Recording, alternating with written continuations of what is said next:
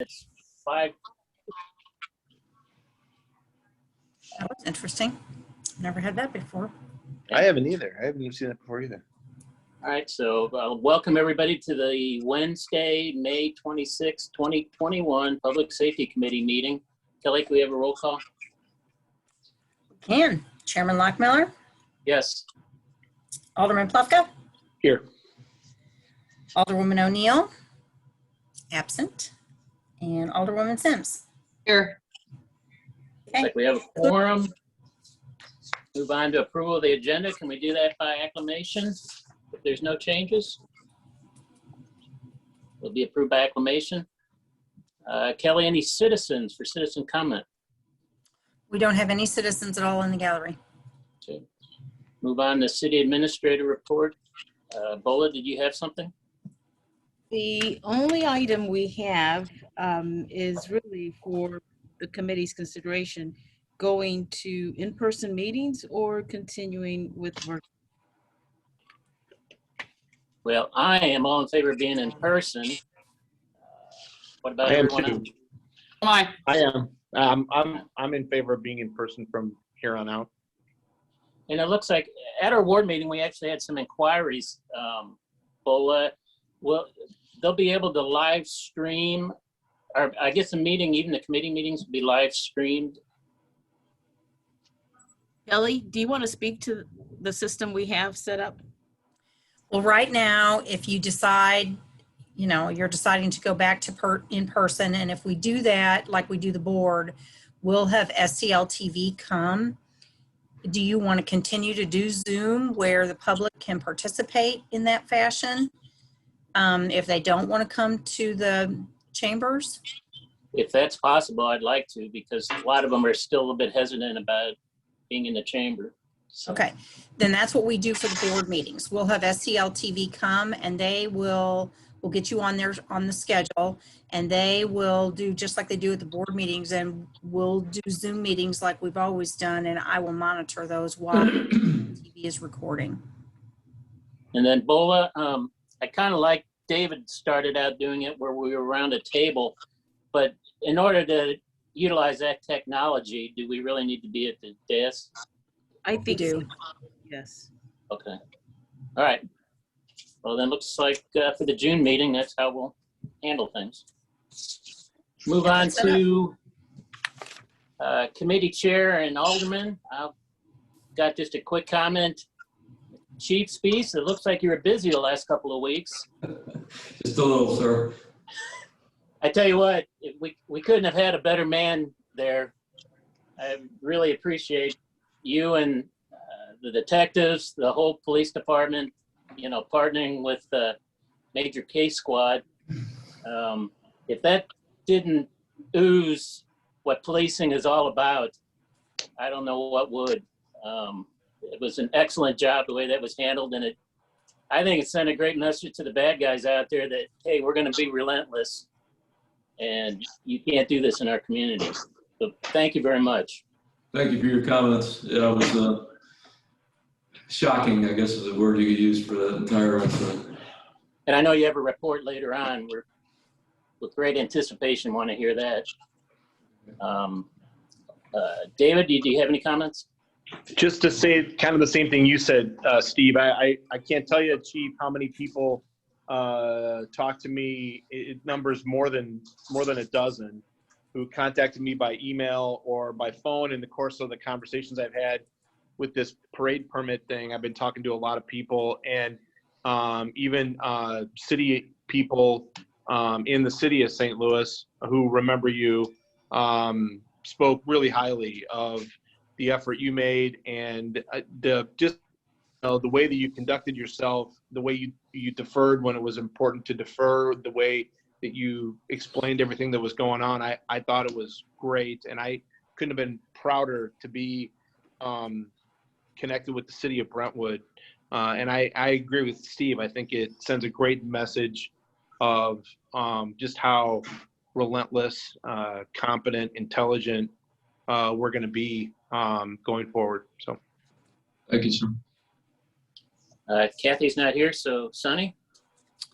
Certainly, I echo the sentiment. Chief, my mom thought you did a great job. So I just thought I'd mention that on the record. Mom's no best. Sonny. No higher compliment, at least in my book. Yeah. So, yeah, you really, job well done. So Thank you. your professionalism in the entire department is, greatly appreciated. Thank you. All right. We'll move on to department report, and it is the police department. So, Chief, take it away. Ironically, in the last couple of weeks, our crime is down. Other than the event that we just talked about, we've had very, very few car-related incidents at night. So, keeping our fingers crossed that that trend continues as we go into the warmer months here.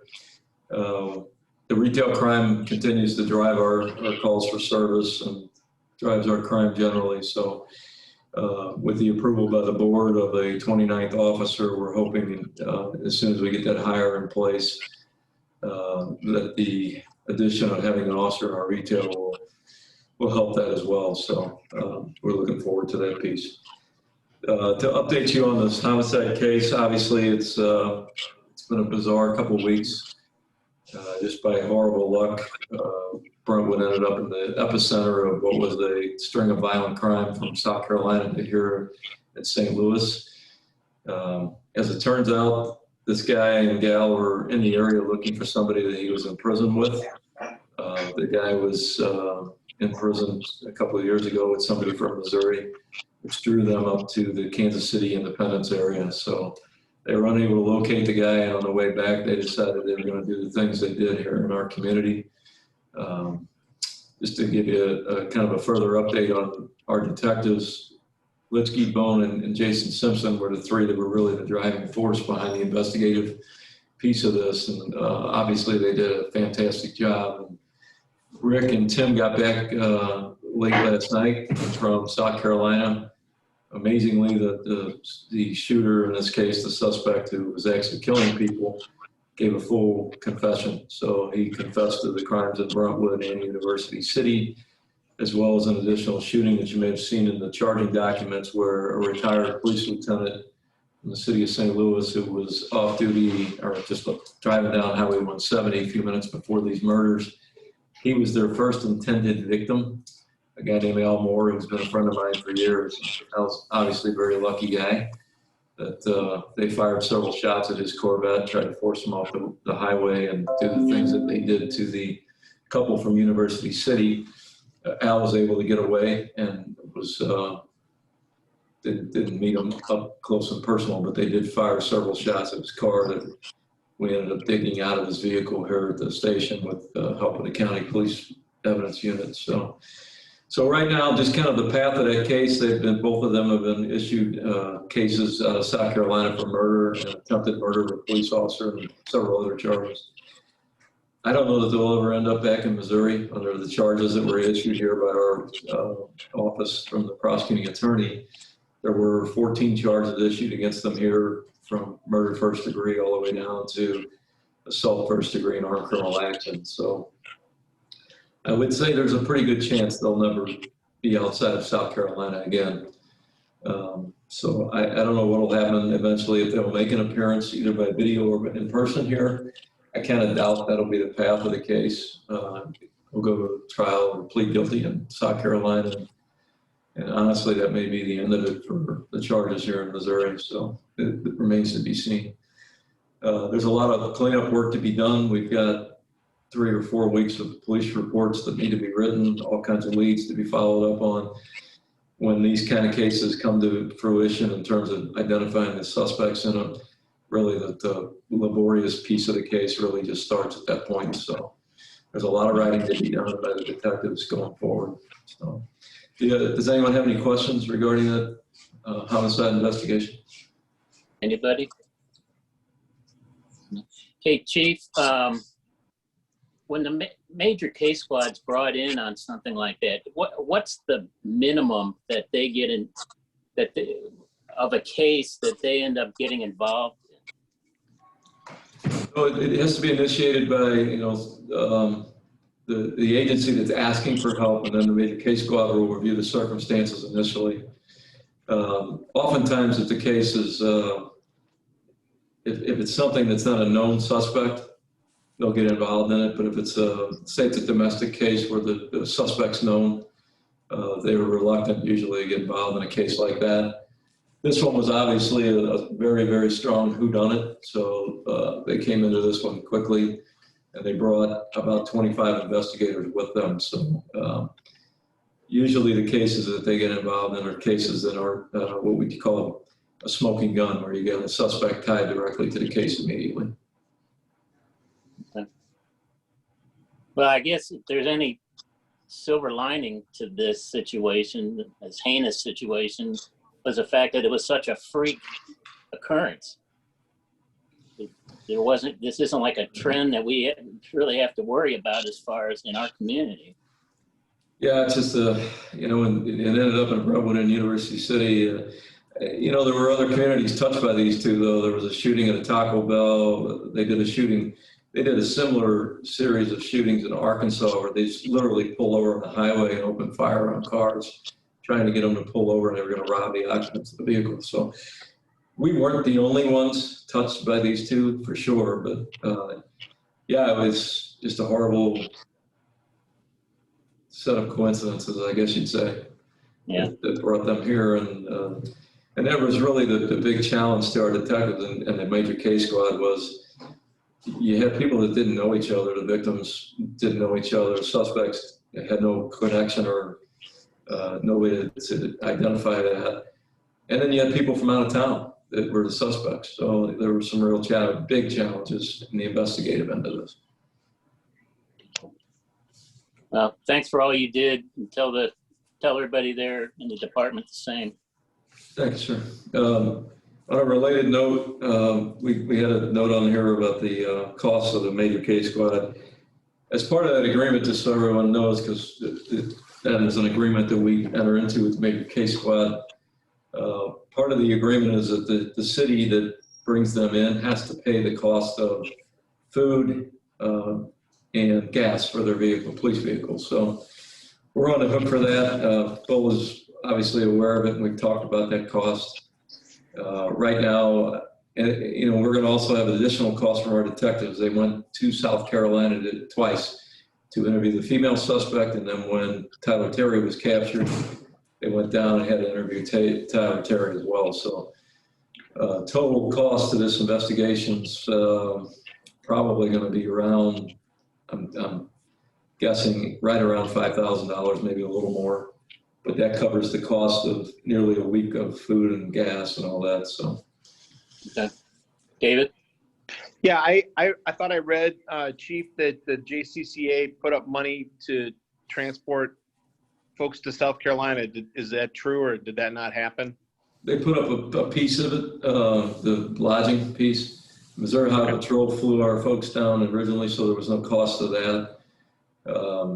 But the second time they went, they actually took a police car. They drove, so that was just fuel costs for them. Very good. Really Thank you. The bulk of the cost is really the cost of the local stuff, or the food and gas for the major case guys and gals. Chief, where does the funds come from, the reward that they had posted, the $30,000?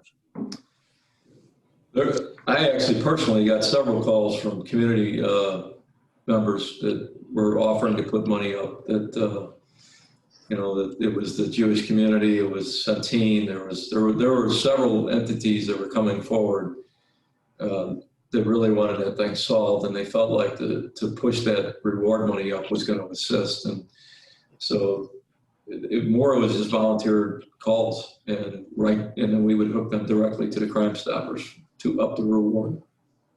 And we had citizens call.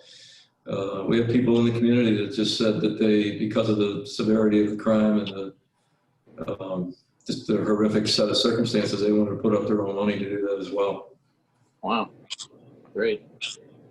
Well, is there anything action we need to take at this time regarding the cost, or do we need to get that all No, I coordinated? think it can be funded in the budget. It shouldn't be an issue. It's such a low dollar amount.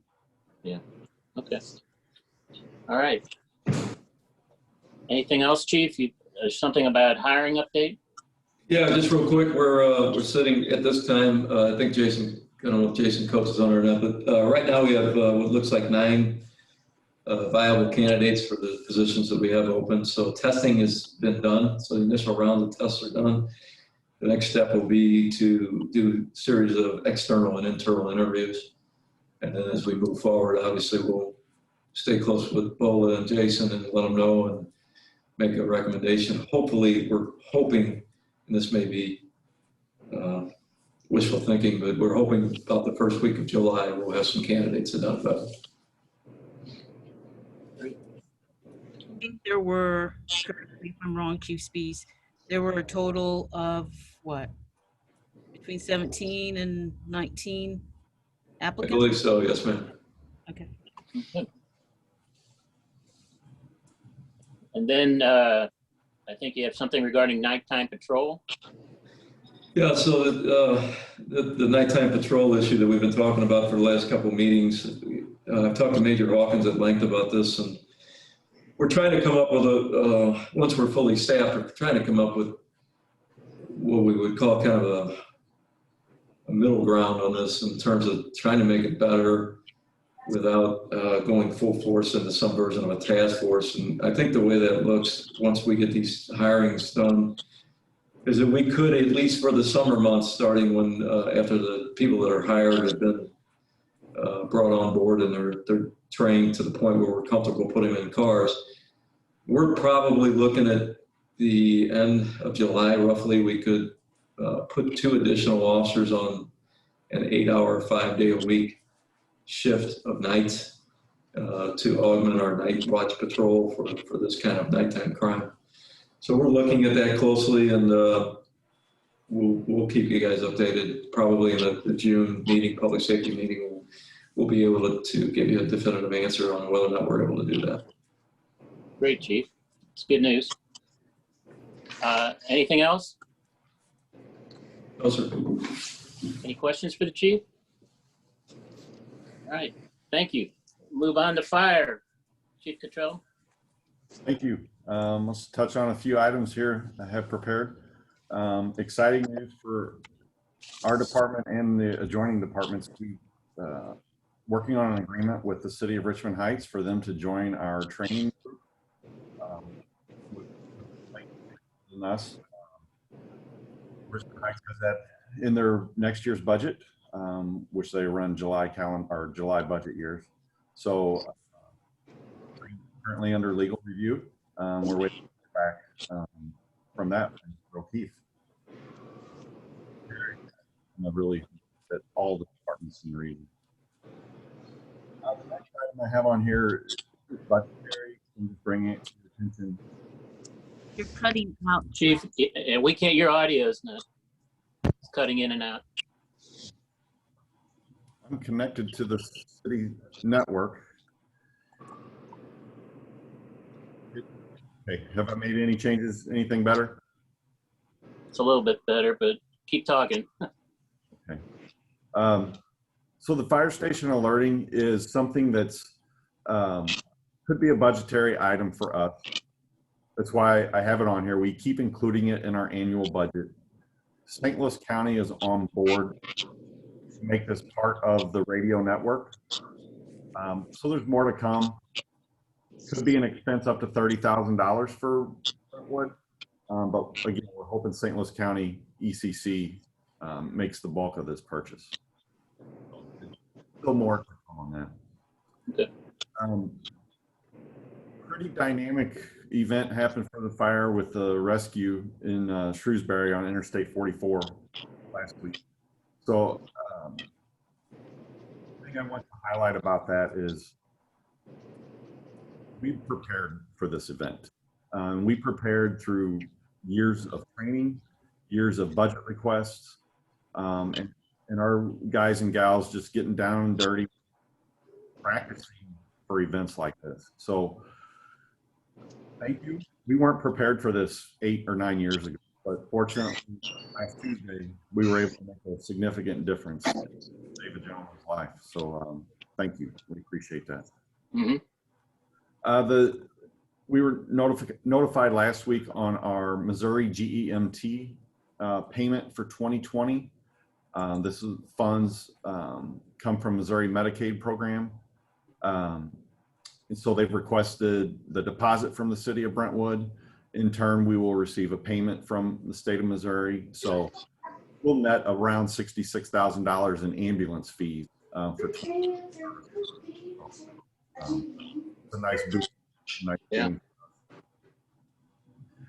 The assistant fire chief. So we've agreed to a conditional offer with a gentleman. And hopefully by the end of this week, we'll have a start date for him at mid-June. And I have a place held for the June 21st badge pinning ceremony for the Board of Aldermen meeting. So hopefully we can, everybody can meet him at that time. So very excited to get some help. Our exciting day. We've had a long last couple of days, but we finally made it back just a little bit ago from Illinois. Our new ambulance is here. It's in the firehouse as we speak. I look forward to giving tours or doing an open house, small scale, to let everybody see this new asset. We're very proud of it. And then one final thing I wanted to add that I did not have typed up is next week we are going to resume our building inspections, which have been on. We did not do very many, put it that way. We did very few building inspections in 2020, primarily due to COVID restrictions. In preparation for our next ISO evaluation, we need to have building inspections on all of our commercial occupancies up to date, pre-plans up to date. So we're resuming that in June, and we're going to be out in the community preparing them. Fire prevention methods, making sure they're operating as safe as possible, and then we're reporting it to the insurance services organization the best we can. Okay. That's all I had.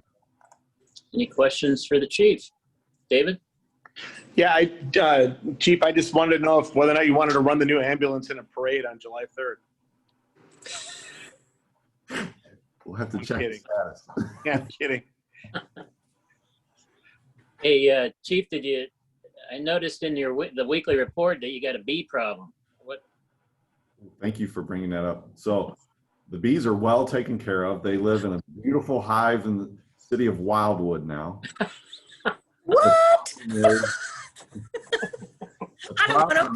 We have a hole in the front of the firehouse. So I'm supposed to meet with a contractor tomorrow or Friday for him to provide an estimate to make the repairs of the facade. The good news is the building's weather tight. It's only cosmetic damage, but it's cosmetic damage 24 feet in the air that, we're going to have to get fixed. Yeah, I happened to be driving by that accident where the truck went off of the Highway 44 there at Shrewsbury you guys were at. I remember a couple of years ago where you guys were training down there on Manchester Road with the bus sticking out of the warehouse. Is that where that type of training comes in? Absolutely. Absolutely. Multiple scenarios. We did the exact same setup. You got to drop somebody from above down into that vehicle to rescue them. So, yeah. Good. Glad it paid off. And if I may, I would like to give props to Chief Spees. In the midst of his investigation, I'm in this hiring process for our new assistant chief, and without blinking, without hesitation, he assigned somebody to do a background check on our assistant chief. It was performed very thoroughly in an extremely timely manner. I truly appreciate his support and his cooperation.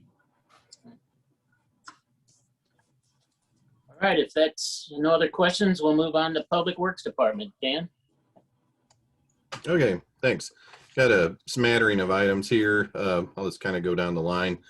For street lights, Reinhold did start the lights at Brentwood Forest. I talked to Chris Reinhold. He's going to check with his field person. He thinks that the person got all 5 conduits installed. So if that is the case, then I'll notify Ameren that they're ready, to have them pull the wires and set the lights. So I should have that information by no later than Friday, so I can send something to Ameren.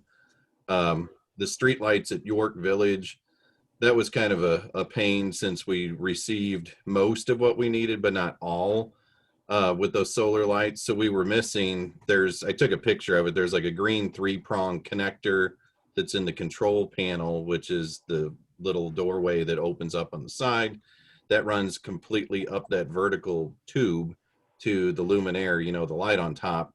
And once you connect those, that connects to the battery pack so that you actually have the battery pack can actually send its electrical, stored electricity up through the wiring to light the LEDs. We were missing all 7. So they argued and said they shipped it. It was in the shipping list. It was like, well, I don't care what the list says. It was never in any of the boxes. We couldn't find it. We went through, opened every single box up, even the ones we didn't install, can't find it. So they're supposed to be sending those as of Tuesday via either FedEx or UPS. So we should have those this week.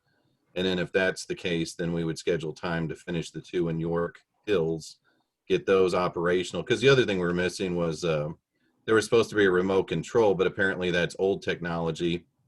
Now you download an app on your phone, use the Bluetooth on the app between your phone and the connector, or a controller rather, and then you can do the programming. So once the batteries are connected, you can sit there and program it, and then it'll operate however many hours you want it. So I just want to get these 2 operational, and if they're fine, then we'll push for the others in the other spots. I don't want to push something on someone if I can't even get these going. So my goal is to get these operational in June. And then jumping down to Rosalie, a couple different things. The TAPCO actually shipped the speed cushion earlier than expected. They were thinking the end of June. It was here as of last week, Friday. So right now we're working on that pathway between Bridgeport and White. We actually stripped some forms and did some backfilling this week. We still have more pathway to put in, as well as the rubberway.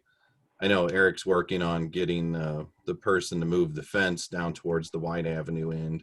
But I thought, well, if we reach a point where we can't go any further on that project, we'll skip over to Rosalie and put that speed cushion in, because typically it only takes, a couple days, one day to kind of rough it out, and then start putting the anchors in. It'll be the same process like we did over on Pine. We'll coordinate with the fire department, one day and have them swing by with the truck and get that all roughed out. This should go a lot quicker since we already know what we're doing with the last one. And then the other part of Rosalie, the STP project, we're just waiting on MoDOT to do the authorization of funds. So they just need to obligate the funds. One of the things that changed versus other STP projects, they no longer cover decorative light costs. They only cover regular steel. So it would have to be like a smooth cylinder, nothing with the flutes, the ones that we have now, that fluted design on the shaft plus the finial, decorative end on the top. They don't support that. It has to be plain, or we can pay the difference. The difference should be under $5,000. We didn't spend anything on right-of-way acquisition, so I'm using that savings to help fund for the lights that'll match the rest in the system. I didn't want to go with the plain ones. I wanted something that looks like you see on Litzinger or Strassner, Hanley Industrial. It'll be that green decorative look, 13 feet tall, that sort of thing. The only other thing I had on here was there is a traffic calming request. I don't actually have the request. It's the resident lives in the 8900 block of Pine. So that would be between like High School and Brentwood Boulevard. She alleges that she sees speeders all the time. We do have the radar enabled speed limit sign. So if you're traveling westbound, if you're going above the speed limit, you'll trigger the sign, or even if you aren't, it'll just flash your number. So the posted speed is 20. She's seen people, she said, doing 27, 28. It's like, okay, that is more than 20, but it's, not ridiculous. So we don't have the actual request. I gave her all the traffic calming toolkit information and said, well, you have to fill out this form. I gave her an example of one that was already filled out in the past and said, well, until we get these things, I can't really do anything else. I need to have you follow the protocol. And then I didn't put it in here, but just to give you a little bit of information, the data collectors were actually deployed over on High School and on Litzinger, or actually Harrison, sorry. So on High School, just north of Litzinger, and on Harrison, like a little bit east of Hill. Since we talked last time about McGrath and concerns about speeders and what's going to happen when the schools, letting people out onto high school.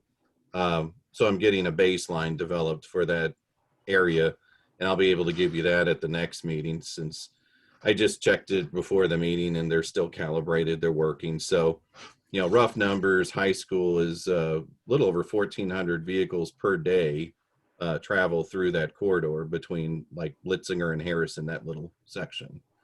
And that's total, going north and south. And then Harrison, there's hardly any traffic on that street. I know, the allegation was it's a cut through street. There's a lot of vehicles.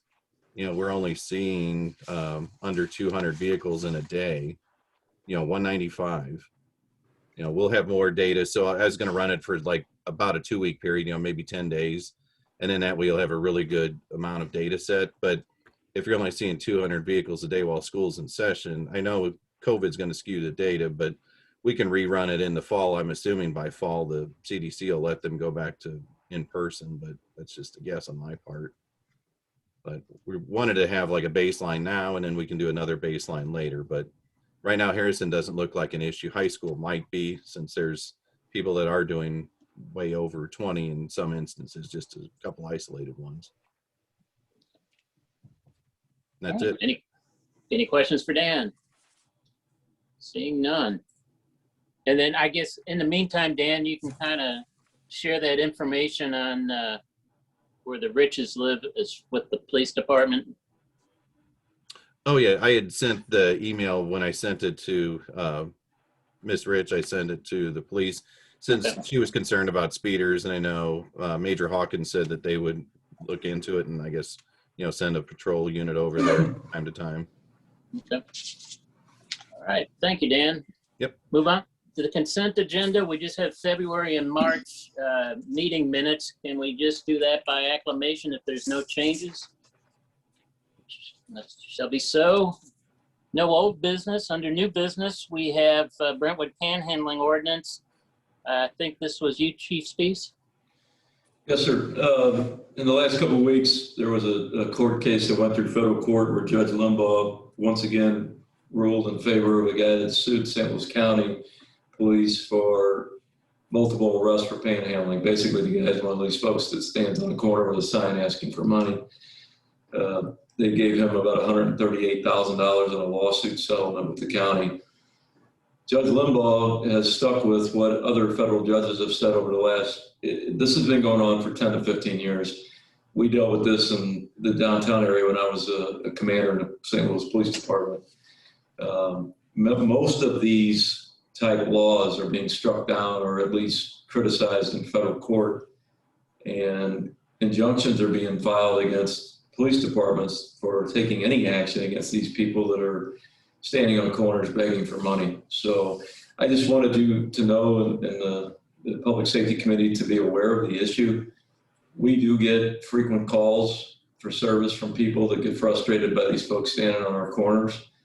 The area up around Eager Road and Brentwood is a very common place to see them. You all live here, you know where the areas are that we see them. So a close review of the panhandling statute that we have in Brentwood for just our ordinance, it's not going to be applicable to these folks, even if you would like to use it for enforcement against them.